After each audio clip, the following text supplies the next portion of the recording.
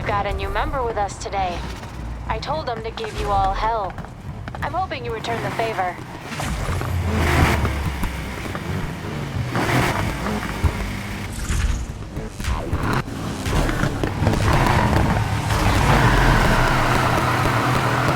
Time to show me I was right to bring you here.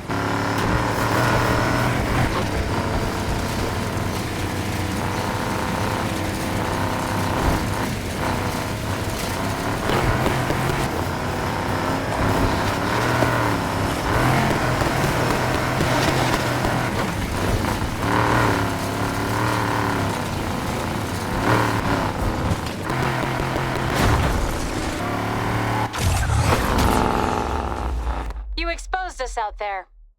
Just what I wanted.